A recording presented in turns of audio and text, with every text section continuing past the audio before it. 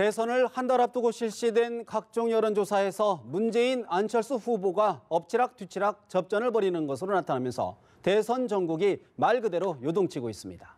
차명진 전 새누리당 의원, 배재정 전 민주당 의원, 김철근 동국대 겸임교수, 이택수 리얼미터 대표 네 분 모셨습니다. 어서 오십시오. 안녕하십니까. 이제 대통령 선거가 한 달도 채 남지 않았습니다. 민심이 요동치며 선거판은 하루가 다르게 급변하고 있는 양상인데요. 민주당 문재인 후보, 국민의당 안철수 후보의 이야기 먼저 듣고 질문 드리겠습니다. 선대위 구성과 관련된 당내 갈등은 국민들 앞에 송구하고 면목없는 일입니다. 화합과 통합에 찬물을 끼얹는 일은 국민들께서 용납하지 않을 것입니다. 정권 연장 세력이 그렇게 호락호락하지 않다는 것을 여러 번 강조해서 말씀드렸습니다. 오로지 문재인 안 된다로 맞서고 있습니다.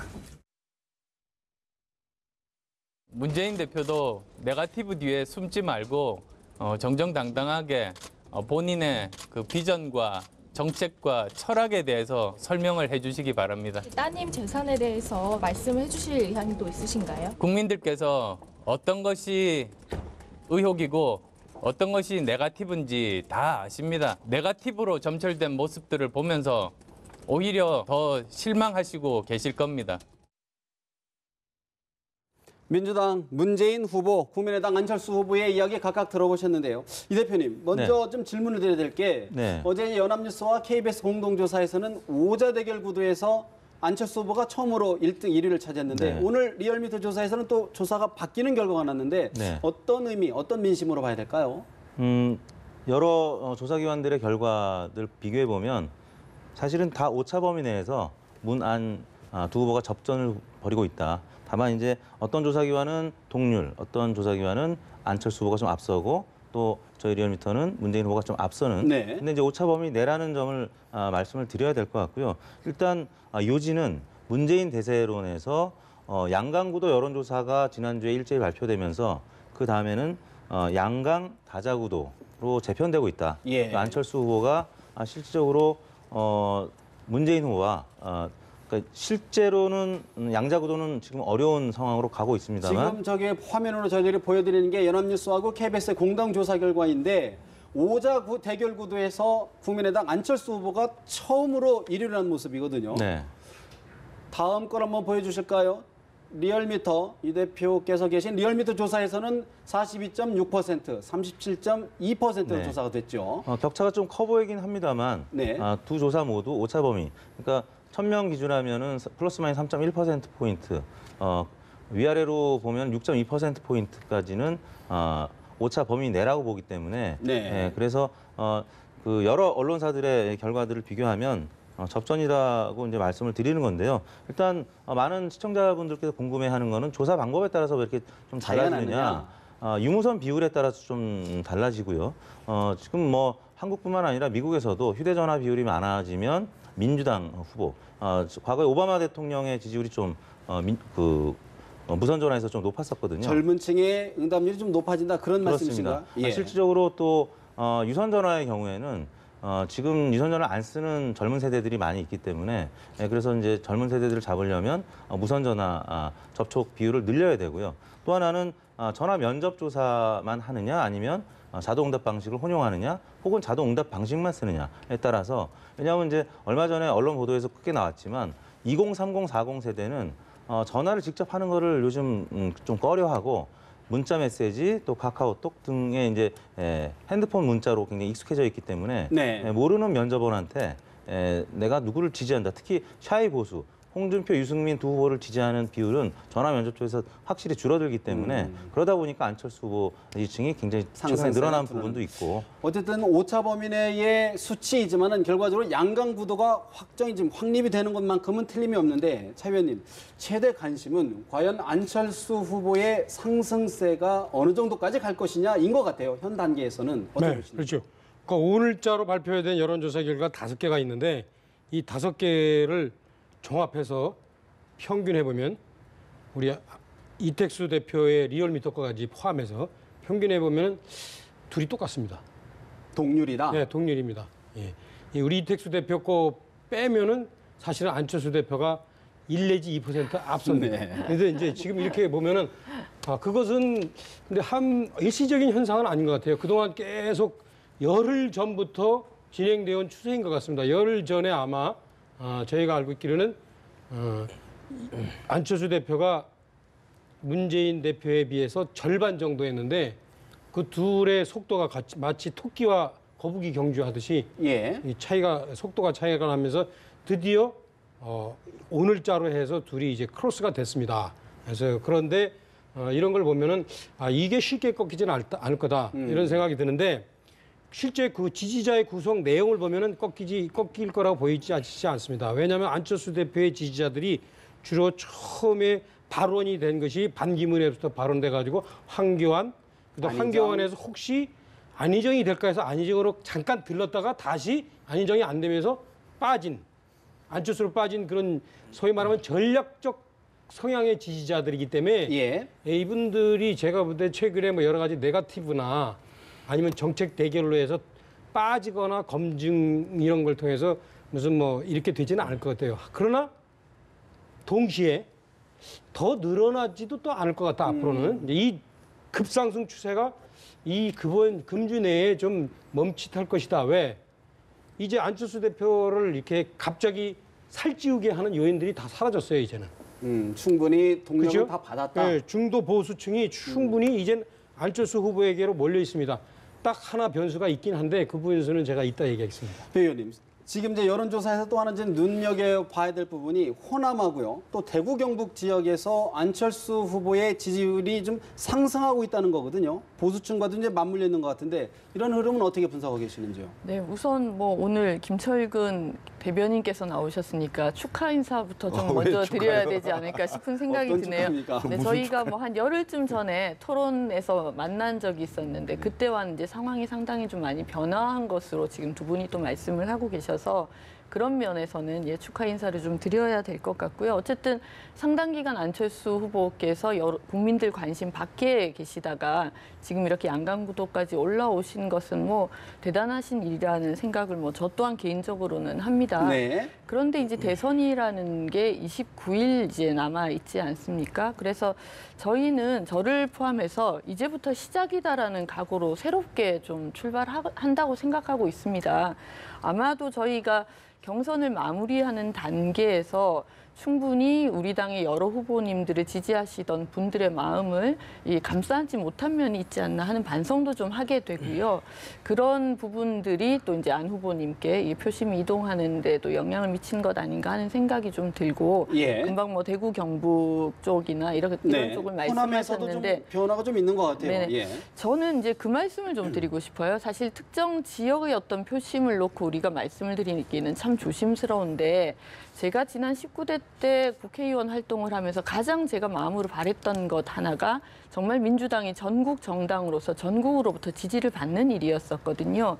저는 그런 면에서는 지금 문재인 후보와 저희 민주당이 부족함은 있겠습니다만 전국적인 지지를 제대로 얻어가고 있는 거의 유일한 지금 정당이 아닌가라는 말씀을 드리고 싶고 또 문재인 후보가 대통령이 되신다면 저희가 뭐 정말 뼈를 깎는 노력을 더해서 되신다면 그야말로 전국 정당으로서 이 민주당 대선 후보가 대통령이 되는 모습을 보여드리고 이제 그야말로 지역 차별이라든가 이런 문제들이 더 이상 대한민국 정치사에서 뒷전으로 물러나게 될 수 있는 그런 이제 중요한 획을 하나 그을 수 있을 거라는 생각을 가지고 더 열심히 하겠습니다. 사실 이제 축하까지 받으셨는데 현 상황, 현 민심은 김 교수님 어떻게 보고 계시는지요? 우선 뭐 축하받고 이런 일은 아닌 것 같고요. 대선이 이게 공식 대선 기간 시작도 아직 안 된 상태고요. 저희는 겸손하게 하여튼 뚜벅뚜벅 국민들에 대해 새로운 대한민국에 대한 정책과 비전을 열심히 알리려고 노력하고 있습니다. 근데 지금의 대선은 기존의 그 진보 대 그 보수의 대결 구도식의 기존의 그 관성으로 봐서는 도저히 해석이 안 된다고 저는 생각을 합니다. 그래서 이번 대선은 올해 12월 20일 날 치러지는 정상적인 대선이 아닙니다. 그리고 박근혜 대통령의 탄핵으로 인한 5월 9일 조기선거거든요. 네. 이 조기선거는 무엇을 의미하냐면 박근혜 대통령을 세웠던 정치 세력이 이번 대선만큼은 나와서 국민들에게 표를 달라고 하기 민망한 그런 상황이기 때문에 결국은 정권 교체라는 게 거의 확정적인 상황이고 야야의 대결 구도에서 어느 후보가 어느 정당이 더 좋은 정권 교체인가 그리고 기본까지 썩어 문드러진 이 나라를 새롭게 만드는데 어느 지도자가 더 적임자인가 이런 판단의 기준들이 바뀌어가고 있기 때문에 이걸 다른 표현을 한다면 새로운 대한민국에 대한 열망이 강하기 때문에 네. 저는 안철수 후보의 지지도가 계속 올라가고 있는 상태다 이렇게 보고요. 그리고 최근에 이제 한 4, 5일 정도 사이에 민주당과 문재인 캠프에서 엄청난 네거티브를 했습니다. 정말 상상할 수 없을 정도로 하루에 막 수십 개씩 이렇게 했는데 저는 이 네거티브 공세가 전혀 먹히고 있지 않다. 이런 판단을 하고 있습니다. 불과 한 3, 4일 전에 여론조사에 보다 훨씬 상승하는 국면으로 계속 가고 있는 거거든요. 예. 이런 여러 가지 것들이 사실은 짧은 선거운동 기간이기 때문에 국민들에게 지금 우리나라가 처해 있는 현실과 상황을 얘기하고 이것을 고치려면 어떻게 해야 되냐. 정책과 비전을 내세우는 선거로 빨리 전환이 돼야 된다. 그러려면은 양자 토론이든 뭐 다자 토론. 저는 양자 끝장 토론 같은 걸 한번 했으면 좋겠습니다. 선관위가 사실은 하기가 어려운, 법적으로 어렵다면은 우리 연합뉴스 TV에서 유력 후보 2분을 초청을 해서 스탠딩으로 미국식으로 서서 자료 없이 한번 끝장 토론 한번 시켜주시면 국민들이 봤을 때 그래 어느 후보가 더 적임자다 이런 것이 나오지 않을까 이런 생각이 듭니다. 원칙적으로 하신 말씀에 저도 다 동의하고요. 다만 뭐 문재인 그 캠프가 네거티브를 했다는 말씀을 이제 또 강조해서 하시니까 제가 이 말씀을 안 드릴 수가 없는데 사실 문모닝이라는 말, 문이브닝이라는 말을 만들어낸 것이 바로 국민의당입니다. 그러니까 죄송스러운 말씀입니다만 뭐 입을 열면 문재인을 사실 뭐 깎아내리고 문재인 후보를 공격하고 그런 부분들을 뭐 거의 뭐 수개월에 걸쳐서 해오신 부분들은 사실 뒤로 쏙 빠지는 게 아닌가 하는 생각이 들고 저는 이제 그런 생각이 들어요. 우리 이 국민의당에서 이 박지원 대표와 안철수 후보가 아주 역할을 잘 배분해서 하시는 것 같아요. 그러니까 네거티브는 박지원 대표가 몰아서 하시고 안철수 후보는 나는 네거티브 같은 건 안 해. 이런 이제 태도를 취하고 계신 것이 국민들께 좀 착시 현상은 뭐 보여드릴 수 있겠습니다만 그러나 이 네거티브를 그동안 이제 쭉 해오셨던 국민의당이 이제 뭐 안철수 후보에 대해서 검증을 시작하려는 민주당에 대해서 네거티브만 하냐 이렇게 말씀하신 건 정말 부적절하다는 말씀을 좀 드리고 싶습니다. 한 말씀만 더 드려야 되겠는데 이렇게 토론이 되면 이제 양쪽 공방이 되는 것 같은데 그 정권 연장 세력 또는 뭐 적폐 세력 이렇게 표현을 하는데요. 이건 대단히 온당치 못하다 이렇게 생각합니다. 무슨 얘기냐면 박근혜 대통령 탄핵에 대해서 80%가 찬성을 했고 그다음에 이른바 정권 교체에 대해서도 80% 이상이 찬성하는 이런 분위기잖아요. 적폐 정치 세력과 국민은 구별해야죠. 그런데 본인을 지지하지 않은 많은 사람들을 적폐 세력이라고 지칭하는 것은 그런 말씀하시면 안 돼요. 그거는 여전히 논쟁 중인 사안으로. 아니요. 이 부분은 제가 말씀을 드려야 되겠습니다. 저희가 어떻게 감히 국민에 대해서 적폐라고 얘기할 수 있겠습니까? 그건 전혀 온당치 않으시다는 말씀을 먼저 드립니다. 우리 사장님 어떻게 보십니까? 이 적폐 세력 한마디 합시다. 저희 두 분이 이제 정말로 이 운이 좋아서 지금 정권을 잡기에 한 발 거의 가까이 되어 가 있는 이제 진영에 계셔가지고 참 축하는 드리는데 좀 이게 상황을 좀 상당히 착각하는 것 같아요. 이 첫째 뭐 스탠딩 토론을 하자 그러면 아마 제가 볼 때는 문재인 대표나 안철수 대표나 이 홍준표 그 달변가와 유승민 그 박사의 실력에 상당히 눌릴 거예요. 제가 볼 때는 아마 실제 스탠딩 토론 제대로 하면 끝장 토론하면 두 분이 문재인 대표나 안철수 대표는 제가 볼 때는 견디기 어려울 겁니다. 제가 그동안 쭉 봐온 정치하면서 봐온 그분들이 쓰는 그 단어나 또 식견 이런 것들을 쭉 봐왔는데 그거 한번 두고 보세요. 그리고 그 다음에 이 실제 현재 그 지지율 1, 2 양강 구도가 형성되는 이유는 문재인 대표나 안철수 대표가 캠페인을 잘해서 그런 게 아니에요. 앞으로도 제가 볼 땐 캠페인이 차지하는 영향이 크지 않습니다. 문재인 대표는 친노 적자라서 소위 말하면 정권 교체의 가장 앞에 서 있기 때문에 표가 몰리는 거고 그리고 안철수 대표는 그러한 문재인 대표에 대한 두려움증 갖는 국민들, 그 국민들이 일정하게 여러분께서 말씀하시는 적폐 세력을 지지했던 예. 그 적폐 세력에 대해서 어느 정도 상당한 부분 장점을 생각하고 있던 그 국민들이 볼 때 그나마 그래도 최악보다는 차악이 낫지 않느냐라고 해서 안철수 대표에게 지지를 보내는 겁니다. 그래서 사실 이런 상황은 두 분이 어떻게 하건 간에 이 지지율이 상당히 앞으로 변하기 어렵겠구나라는 생각도 하지만 그러나 그렇다고 해서 두 분의 지지율이 열심히 한다고 또 되는 것만으로 쉽게 변하기도 어렵다는 것을 알겠습니다. 제가 아주 냉정하게 얘기합니다. 두 진영에 사실은 따끔하게 이제 말씀을 한마디씩 해주셨는데 사실 이제 안철수 후보 지지층을 분석할 때 과연 문재인 후보에 비해서 좀 지지층이 견고하지 못한 것 아니냐, 유동적인 것 아니냐는 지적을 많이 받는데 자유한국당 정우택 원내대표 이야기 먼저 듣고 우리 이책수 대표님께 질문드리겠습니다. 안철수 후보는 사드 배치에 대해 국가 간의 합의 존중이라는 입장으로 또 바뀌었습니다. 표를 얻기 위해 오락가락하는 그 이상도 이하도 아닌 것입니다. 문재인 후보 측은 아들 문준영 씨의 특혜 취업, 황제 휴직, 황제 퇴직 의혹에 대해 국회에 나와 정정당당하게 대국민 설득과 해명을 해주시기 바랍니다. 정우택 자유한국당 원내대표 이야기를 들어봤는데 이 대표님, 사실 이제 보수 진영에서는 안철수 후보를 상대로 보수의 코스프레를 하는 것 아니냐라고까지 원색적인 비난을 하고 있거든요. 협공을 받는 형국인데 보수층의 지지 얼마나 계속 끌고 있을까요? 궁금합니다. 일단 국민의당에서 이제 사실상의 단일화, 그러니까 실제 단일화보다는 이제 국민들의 전략적 선택에 의한 단일화를 얘기하고 있기 때문에 사실상 아직까지는 손을 내밀지 않고 있고 일단 독자 노선을 지금 국민의당 가고 있습니다. 그렇기 때문에 자유한국당이나 아니면 바른정당 정당 지지율이나 후보 지지율이 지금 많이 지금 하락하고 있고 그런 상황이다 보니까 한국당 같은 경우는 잘못하면 15% 미만의 국고 보조금을 못 받는 상황까지 갈 수 있기 때문에 결국에는 이제 문재인 대표 후보의 지지율보다는 가져올 수 있는 지지율이 안철수 후보의 지지율이라고 보는 것 같습니다. 그래서 최근 들어서 이제 그 안철수 후보의 지지율이 이제 견고하지 못하다 뭐 이런 얘기들이 그동안에 있었는데 아무튼 최근 일주일 뭐 열흘 지나면서 안철수 후보의 지지율이 계속 상승하고 있기 때문에 견고하지 못하다는 얘기는 지금 이제는 단언하기가 어려운 상황이 돼버렸고 그렇다면은 현재 적극 투표층이나 아니면 또 지지 후보를 교체할 의향이 있느냐 이런 질문에서 사실은 이제 문재인 후보가 가장 강도가 높고 그 다음에 이제 안철수 후보거든요.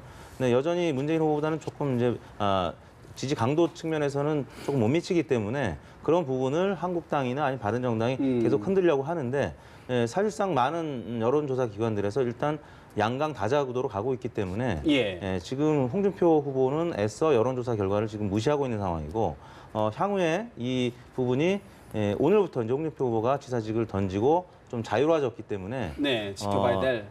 이제 개인적으로 이런 의사 표명을 하거나 아니면 TV 토론이 이제 이루어질 경우에 홍준표 후보나 유승민 후보, 아까 이제 차 의원님 말씀하셨지만 그런 부분이 본격적으로 토론이 이루어지면 조금 출렁일 가능성도 있어 보입니다. 당선 가능성을 여쭤보면 안철수 후보보다는 좀 문재인 후보가 좀 당선 가능성이 높다 이런 조사 결과가 많은 거 아닙니까? 어떻게 보십니까? 당선 가능성은 이제 여론조사 지표가 발표되고 일종의 밴드웨건 효과라고 하는데 그 효과에서 가장 좀 늦게 반영되는 측면이 있습니다. 그러니까 일반 지지율은 밴드웨건 효과가 바로바로 반영이 되는데 당선 가능성은 어느 정도 한 5일이나 일주일 정도 지나야 당선 가능성이 따라서 높아지기 때문에 아마 이제 다음 주 정도 되면은 안철수 후보의 당선 가능성도 꽤 높게 나타나지 않을까 싶은데 현재로서는 지난주까지 발표된 다자 구도들이 일제히 문재인 후보가 앞서 갔었기 때문에 현재까지는 이제 당선 가능성이 좀 낮은 편이라고 할 수 있습니다. 그거는 제가 한마디 드릴게요.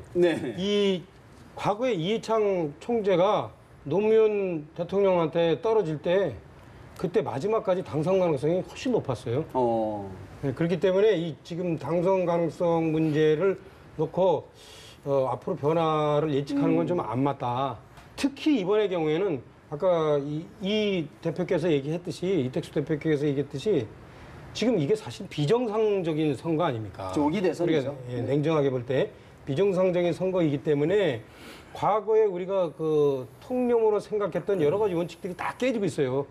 지역 간 어떤 표 쏠림도 다 깨지고 있고, 그 다음에 어떤 뭐 여야 보수냐 진보냐 대결 구도도 깨지고 있고, 딱 하나만 지금 살아남아 있어요. 젊은 사람과 나이 든 사람의 세대 대결. 세대 대결. 요것만 살아남아 있고, 그래서 지금 같은 경우에는 오히려 제가 볼 때 모든 부분을 다 새로 봐야 됩니다. 그래서 지표를 좀 단순 비교하기는 어렵다 그런 네. 말씀이신데 어떻게 보시는지요? 우선 저는 투표율이 좀 높을 것 같습니다. 왜냐하면 이것이 나라냐, 뿌리부터 썩은 대한민국을 새롭게 바꿔야 된다는 열망이 대단히 높을 것이다 이런 생각을 해서 역대 어느 선거보다 관심도 많고 투표율이 높을 것이다. 그리고 문재인 후보가 상대적으로 견고할 수 있죠. 왜냐하면 지금 제1당이고 좀 견고한 측면이 있죠. 오래 준비해왔고. 오랫동안 그 한 35% 내외의 표를 계속 유지해왔던 이런 상황이 있기 때문에 견고함은 있지만 확장성에서는 안철수 후보보다는 훨씬 밀릴 수 있다. 그래서 투표율이 높으면 높을수록 결국은 안철수 후보가 좀 더 유리할 수 있다 이런 생각이 좀 들고요. 예. 더군다나 이제 사표 방지 심리라는 게 있습니다. 내가 찍은 사람이 대통령이 되길 원하는 이런 상황들도 같이 작용을 하고요. 당선 가능성과 직결되는 그렇습니다. 거죠. 그리고 예. 또 한 가지는 뭐냐면 아까도 얘기했듯이 조기 선거에 의해서 박근혜 대통령을 세웠던 정치 세력, 이 정치 세력에 대한 국민들이 사실은 관심을 주기가 쉽지 않는, 왜 나라를 이렇게 만들어 놓고 정치적으로 사실상 대통령 보궐선거를 하는 거 아닙니까? 예. 이 보궐선거를 만든 정치 세력들에게는 국민들이 사실은 크게 관심을 안 갖고 표도 많이 안 갈 거라고 본다 이겁니다. 그럼 결국은 안철수 아니면 문재인입니다. 둘 중에 하나다. 예, 그러면 표의 확장성이 더 큰 사람이 유리하겠습니까? 아니면 표를 견고하게 갖고 있는 사람이 유리하겠습니까? 근데 보통은 이제 투표율이 높아지면 진보 진영이 비교적 유리하다라는 게 이제 일반적인 분석인데 오히려 그것이 도움이 된다 이렇게 보시는 건가요? 무슨 얘기냐면 지금 그 세대별 그 인구수도 많이 변했습니다. 사실은 50대 이상의 인구가 20, 30대보다는 훨씬 많은 상황이고요. 꼭 세대별 대결에서 뭐 한쪽 후보가 유리하다고만 볼 수는 없습니다만 제가 보기에는 옛날에 그 분석 방법은 많이 달라졌다 이렇게 보입니다. 자, 근데 이 얘기에 대해서 한마디. 네네. 사실 그러니까 투표에 의한 단일화 문제도 사실 제가 상당히 오래전부터 얘기했어요. 이게 후보에 의한 단일화는 어렵다. 그러나 투표에 의한 단일화 가능성은 있다. 지금 그렇게 되고 있잖아요. 그러니까 어떤 말씀입니까? 유권자가 먼저 나서서 움직인 거예요. 후보보다. 이게 상당히 여태까지 없었던 투표를 상황이에요. 통해서 견인을 한다. 네, 후보들이 먼저 단일화하거나 후보들이 뭐 어떤 표를 손을 잡을 경우에 이제 예컨대 과거에는 유권자가 따라갔거든요. 지금 후보들은 다 따로 노는 거예요. 오자고도 끝까지 갈 겁니다. 그럼에도 불구하고 지금 이 유권자가 먼저 움직여가지고 그 아래로부터 단일화를 시켜버렸어요. 양강구도로. 그러니까 이런 현상을 제가 이제 얘기했듯이 지금 같은 경우에도 지금 보면은 그 본인들도 사실은 이 상황이 자기들이 이렇게 쉽게 올지 몰랐기 때문에 해석이 지금 제가 볼 때 잘 안 맞아. 국민의당 사람들도. 지금 봐봐요. 투표율이 이렇게 높지 않을 수 있어요. 왜? 국민의당으로 많이 안철수 후보에 많이 간 사람이 중도 보수적인 사람들이거든. 이 사람들이 과연 안철수 후보가 일단은 문재인 대표보다는 나을 것 같아서 갔지만, 네. 그 여론조사는 갔지만, 네. 과연 투표장으로 갈 것인가의 문제에 대해서 한번 안철수 후보는 잘 생각해 봐야 돼요. 지금 새로운 나라를 바라는 생각, 이것이 나라냐, 이런 울분, 이런 것에서 저희 안철수 후보를 지지합니다. 이렇게 생각하면 알겠습니다. 제가 볼 때 오산이라니까요, 이게. 보신 것처럼 보수와 진보의 양측의 이제 협공을 받고 계시는 모습인데 어떻게 보시는지요? 아니 뭐 보수와 진보의 협공이라고는 뭐 생각하지 아니, 않고요. 은근한 예. 디스를 하시네요.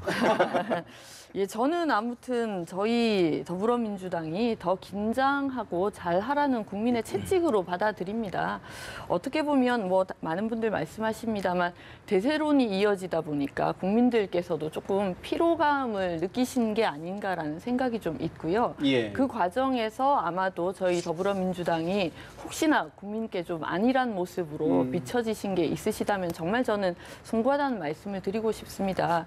그런데 지금 국민들이 바라시는 건 정말 새로운 대한민국을 만드는 것이거든요. 그러니까 적폐청산이라는 말이 왜 나왔는지를 다시 한번 좀 생각해 봐야 될 것 같고요. 정말 안전하고 따뜻한 나라, 뭐 없는 사람들, 일하는 사람들이 행복하게 살 수 있는 나라를 만들어야 되는데 저는 그 부분을 뭐 안철수 후보님도 똑같이 주장하고 계시다고 생각합니다. 예. 그렇다면 이제부터는 국민들께서 어느 후보가 정말 그러면 우리가 바라는 나라를 만드는데 적합한 후보인가를 판단하실 매섭게 것이다. 판단하실 거라고 생각하고요. 네. 저는 그런 면에서 문재인 후보가 이제 뭐 여러분들 말씀하셨습니다만 정말 준비된 후보시라는 거거든요. 지난 2012년에도 뭐 정말 아슬아슬하게 그렇게 이제 좀 그 석패를 하신 부분인데 그 이후에 계속해서 저희는 정책을 꾸준히 개발해 왔었고요. 예, 정말 새로운 대한민국을 만드는 데 있어서 예. 어느 후보하고도 비교할 수 없을 정도의 정당의 그런 기반과 함께 네. 예, 그런 이제 그런 준비를 측면에서 갖췄다고 이제 생각합니다. 확장성 문제를 예. 지적하셨고, 그다음에 투표율이 높아질 경우에는 아무래도 오히려 국민의당 쪽에 더 유리할 거다라는 분석을 내놓으셨거든요. 그런 의견에 대해서는 어떻게 보시는지요? 뭐 일견 그럴 가능성도 있는데요. 저는 이제 그래도 이번에 결국은 이제 우리 국민들께서 만들고 싶은 나라를 표심을 통해서 반영을 하실 거라고 생각하기 때문에 당연히 투표율 높은 거 저는 환영할 일이라고 생각합니다. 예. 뭐 물론 내부적으로 그 분석이야 우리 차 의원님처럼 뭐 샤이 보수층이 과연 투표장까지 가겠느냐 이런 부분들은 정치적으로 계산은 할 수 있겠지만 예. 그런 부분들을 저희가 뭐 그래서 누구한테 유리하다 불리하다라고 말씀드리는 건 정말 적절하지 않은 것 같고요. 예, 높은 투표율 그게 바로 우리 국민들의 민심을 반영하는 것이고 네. 국민들의 열망을 정치권이 끌어내야죠. 결국은 이제 투표율 과연 어떻게 반영될 것인지, 또 이번에 이제 지역 간 세대 간 지역 간 대결이 좀 흐릿해지고 세대 간 대결인데 이 대표님 그것이 어떻게 지금 선거 구도를 좀 바꿔갈 것으로 전망하시는지요? 그런 흐름들. 네, 그 세대 구성 면에서는 이제 샤이 보수, 샤이 진보 다 있다고 봅니다. 아까 이제 모두에 말씀드렸지만 그 20, 30, 40 세대는 확실히 여론조사 응답률이 낮은 편이고요. 이 촛불 시위를 이끌었던 세대입니다. 그래서 이분들이 이제 휴대전화에서 이제 주로 응답을 해주는데 휴대전화 응답률도 사실 높지 않기 때문에 이쪽에서는 샤이 진보가 있을 수가 있고 또 전화 면접 조사에는 특히 응답을 안 해주는 2030, 40 샤이 세대 진보. 그리고 샤이 보수도 분명히 있습니다. 왜냐하면 박근혜 대통령 탄핵 이후에 샤이 보수, 그러니까 보수라고 응답하는 유권자층이 상당히 줄어들었기 때문에 이분들이 지금 홍준표 후보나 유승민 후보가 지금 워낙 약세이기 때문에 계속 지켜보다가 당선 가능성 면에서 현저하게 이 홍준표, 유승민이 불가능하다고 본다면 그러면 이제 두 후보, 문재인, 안철수 두 후보 간에 결정을 해야 되고 지금 현재 상황에서는 안철수 후보로 많이 쏠림 현상이 나타나고 있는데 만약에 두 후보가 계속 팽팽하게 간다면 예. 무력해졌던 보수 표심도 결집할 수 대거 있는. 결집해서 투표장에 나올 수 있죠. 그런 면에서 이제 국민의당에서는 샤이 보수 표심 좀 기대를 하고 있는 것 같고요. 그래서 이제 여전히 샤이 진보, 샤이 보수가 다 양쪽에 상존하고 있기 때문에 남은 29일 동안 양당에서 어떻게 캠페인하느냐, TV 토론하느냐에 따라 달라질 것 같습니다. 사실 이제 양자 대결, 양강 대결, 물론 보수 후보도 있지만 양강 대결은 이제 첨예해지면서 양측의 공방도 격렬해지는 것 같습니다. 문재인 후보 측 박지원 대표를 상대로 아바타다라는 원색적인 또 비난까지 하고 있는데 박지원 대표 이야기를 좀 들어보실까요? 우리 국민의당은 이번 대선이 비방전이 아니라 비전 대결이 돼야 한다는 차원에서 가짜 뉴스 신고센터를 설치할 예정입니다. 독일의 입법 추진 사례를 참고해서 가짜 뉴스 처벌법을 제정하는 방안에 대해서도 적극 검토하겠다는 것을 밝힙니다. 국민의당 박지원 대표 비방 대결이 아닌 비전 대결을 하겠다라고 이야기를 했는데요. 페이스북에서는 제2의 이회창이 되려는 것이냐라고 문재인 전 대표를 또 겨냥하기도 했습니다. 김 교수님, 사실 지금 이 굉장히 첨예하게 되고 있어요. 어떻게 보고 계시는지요? 근데 참 이게 국민들 보기 민망합니다. 네거티브 선거, 혼탁한 네거티브 선거가 아니고 정책과 비전을 놓고 새로운 대한민국을 어떻게 할 것이냐라는 걸 국민들에게 보여줘도 부족할 판인데 최근 4, 5일 사이에 정말 수준 이하의 네거티브를 많이 하고 있는 건데 저는 굉장히 온당치 못하다고 생각합니다. 이것을 일명 검증이라고 표현을 가장 하는 대표적인 건데 걸 뭘 꼽고 계신지요? 예를 들면 조폭 사진 논란도 있었지 않습니까? 조폭 사진 논란, 그다음에 그 이후에 여러 가지 많아요. 정말 입으로 담기 어려운 여러 가지 얘기들이 많은데 글쎄 이걸 왜 이렇게 하는 건지. 예를 들면 조폭 사진 논란도요. 한 가지 설명만 좀 드린다면 후보가 초청을 받아서 행사장에 갔는데 그 행사장에 여러 분들이 다 계실 거 아닙니까? 어떤 분들이 와 계신지도 모르고 예를 들면 강연을 하고 끝날 쯤에 대부분 사진 촬영을 한단 말이죠. 기념사진 다 찍는데 그럼 사진 찍기 전에 신분증 다 내갖고 신원조회하고 사진 찍을까요? 그렇지 않거든요. 그건 그야말로 국회의원이 가도 당연히 의례적으로 하는 이런 건데 이것을 마치 뭐 조표하고 연관돼 있는 것처럼 이렇게 얘기를 하고요. 예. 그다음에 무슨 또 특정 종교하고 무슨 연관이 있는 것처럼 얘기를 하고요.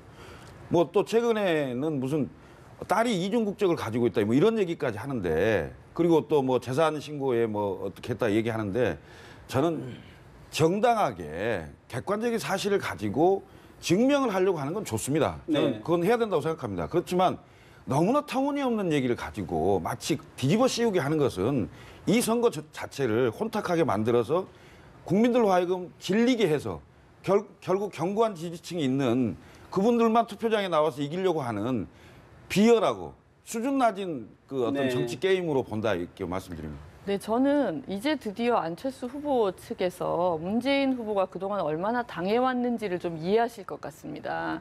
사실 가짜뉴스 신고소 아까 박지원 대표 말씀하셨는데요.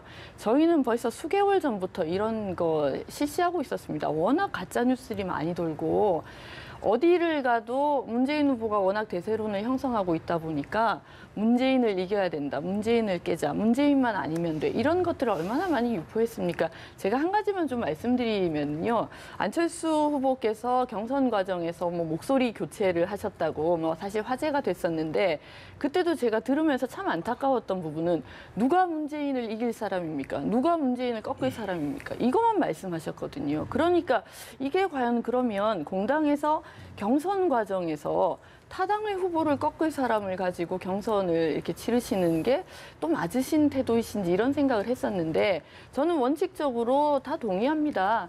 뭐 네거티브 이전 투구 이런 식으로 돼서는 국민들께서 정치에 대해서 혐오를 오히려 예. 더 가지실 우려가 있으신 거죠. 예. 그러나 우리가 지난 이제 박근혜 전 대통령이 지금 이렇게 구치소에 가 있는 상황을 돌아보면요. 그때 야당은 제대로 검증 안 하고 뭐 했냐 이런 비판 저희 정말 많이 받았었거든요. 그래서 검증이냐 네거티브냐가 사실 칼로 뭐 두부 자르듯 그렇게 예. 명확하게 할 수 있는 알겠습니다. 부분은 아닌데 정말 저도 바라는 것은 정책 대결로 가서 국민들께 예. 예, 그런 관심을 불러일으키는 쪽으로 했으면 좋겠다는 국민의당 안철수 생각입니다. 예, 예. 후보를 상대로 또 이야기하는 것 중에 하나가 40석의 소수 정당인데 과연 이 어려운 지금 국정 위기 상황을 제대로 끌고 갈 수 있겠느냐 이런 의문점을 제기하거든요. 어떻게 보십니까? 우선 150석이 넘었던 그 박근혜 대통령이 지금 어떻게 됐습니까? 지금은 국회의원 선거가 아닙니다. 대통령 선거고요. 어느 정당이 4개 원내교섭단체 이상, 20명 이상의 국회의원을 보유하고 있는 어느 정당이 집권을 하더라도 양적인 차이만 있지 과반수는 안 됩니다. 그래서 단독 집권은 불가능하다 네. 이겁니다. 그래서 결국은 국회에서 누가 집권을 하든 간에 협치는 불가능한 상황이다. 불가피한 상황이다.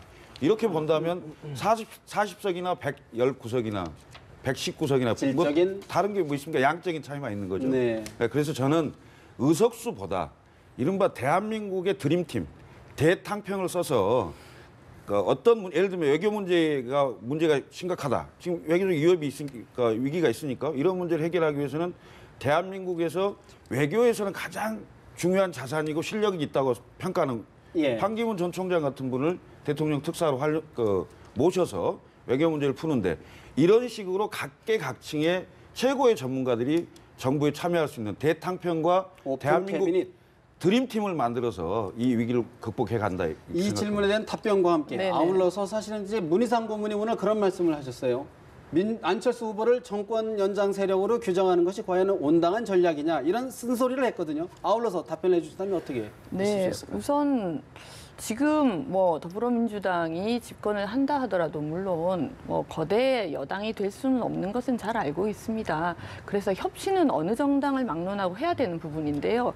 그런데 이제 어떤 규모에서 협치를 주도적으로 이끌어갈 것인가는 저는 또 좀 다른 측면이 있다. 그러니까 이제 더불어민주당의 의석수가 사실상 국민의당의 거의 3배 정도가 되는데 그런 정도의 굳건한 어떤 중심이 있는 당이 실제적으로 이렇게 정권과 더불어서 그리고 다른 야당과 함께 협치를 하는 것이 아마도 훨씬 더 합리적이고 예. 제대로 정국을 끌어갈 수 있는 일이 아니겠는가라는 부분은 저는 국민들께서 판단하실 거라고 생각을 좀 하고 하고요. 그리고 뭐 정말 저도 그 말씀에 동의합니다. 뭐 안철수 후보를 또 이렇게 지칭해서 어떤 적폐 세력이다라든가 뭐 과연 그 같이 이렇게 힘을 합하려고 한다라는 식으로 또 너무 말씀을 드리는 것은 오히려 국민들께 저희도 좀 결례를 범하는 일일 수 있어서요. 그것은 뭐 저는 문희상 의장님의 말씀에도 동의하는 면이 있고 앞으로 정말 좋은 정책 대결을 했으면 좋겠습니다. 그런 측면에서 또 하나 이제 자유한국당 홍준표 후보가 이제 경남도지사직을 던지면서 이제 본격적인 대선 활동에 나섰는데 유승민 후보까지 아울러 이야기 좀 듣고 다시 질문드리겠습니다. 퇴임식을 조금 빨리 할 수도 있었고 선거운동에 큰 도움이 되겠지만은 그렇게 하지 않았습니다. 도지사 보궐선거를 하게 되면 혈세 낭비와 혼란이 있게 되고 제대로 검증도 못 해보고 도지사나 시장 군수를 뽑아야 됩니다. 그래서 야당의 온갖 비난과 공세를 무릅쓰고 보궐선거를 없게 했습니다. 홍준표 후보 자정을 3분을 남기고 경남도지사직을 사퇴했습니다. 홍준표 방지법을 제정해야 된다 이런 이야기까지 나오는 마당입니다만 바른정당의 대선 후보인 저는 우리 보수가 정말 국민들 앞에 자랑스럽고 떳떳할 수 있도록 당당하게 하겠다 그 말씀을 꼭 드리고 싶습니다. 자유한국당 홍준표 후보 논란 속에 어젯밤 겨우 경남도지사직을 던졌습니다. 이제 본격적인 행보에 나섰는데 자 의원님 여러 논란이 있었는데 어떻게 보시는지요? 일단 아까 이제 이게 우리 자유한국당 후보들이 참 무대에서 이렇게 뒷 무대로 조금 이렇게 밀린 것에 대해서 참 어쩔 수 없는 현실이죠, 그렇죠? 예, 우리가 잘했어야 되는데 하여튼 뭐 양당 후보님들 잘 하시는데 제가 볼 때는 캠페인의 요점은 누가 상처난 보수 지지자들의 마음을 달랠 것이냐 어떤 적폐 세력이나 기득권 세력이 아니라 바로 저는 거기 있다 보고요. 오늘 여기서 나오신 김에 잘 돌아가서 캠프에서 잘 하시기 바라고. 홍준표 지사와 관련해서는 사실 이 경남도 지사 이 직을 이제 딱 타이밍을 맞춰서 한 거는 사실 이런 거 아니에요. 다음에 경남도지사 보궐선거 하면 이게 야당이 될 것 같으니까 우리 저 여당 입장에서는 보수 입장에서는 어떻게 하면 안 했으면 좋겠는가 이런 요구를 들어준 의미에서는 박수 받을지 모르지만 전체 국민이 볼 때는 사실상 좀 꼼수죠. 그렇죠. 이거는 뭐 부정할 수는 없어요. 제가 볼 때는 그래서 어떤 이런 그 실족을 디디고 앞으로 남은 한 달 동안 캠페인을 어떻게 할 것인가 이거는 또 지켜봐야죠. 어떻게 보십니까? 보수의 표심이 과연 어떻게 흘러갈 것인지 좀 정리해 주신다면 아시다시피 이제 새누리당이 또 생기지 않았습니까? 그래서 조원진 의원이 이제 탈당을 해서 새누리당도 대선 후보를 내겠다고 하는 것이니까 그러면 우리가 아는 보수 정당만 원내 정당이 3개가 되는 것이고요. 그렇기 때문에 홍준표 후보 입장이나 아니면 유승민 후보 입장에서는 표를 확장하기 굉장히 지금 어려운 상황이고요. 결국에는 국민들이 보기에는 양강 다자 구도가 계속 이어지지 않을까 이렇게 보는 것인데 돌파구를 찾으려면 결국에는 한국당하고 바른정당이 단일화 논의를 해야 되는데 그거는 역시 쉬워 보이진 않습니다. 사실 이제 오는 12일 날 치러지는 TK 한복판 경주, 상주, 군위, 의송, 청성 국회의원 재선거도 사실 민심의 바로미터가 되지 않을까 주목해야 될 것 같습니다. 오늘 말씀 여기서 줄여야 될 것 같습니다. 차명진 전 새누리당 의원, 배재정 전 민주당 의원, 김철근 동국대 겸임교수, 이택수 리얼미터 대표 4분 모시고 정치 현안 짚어들었습니다. 말씀 잘 들었습니다. 고맙습니다.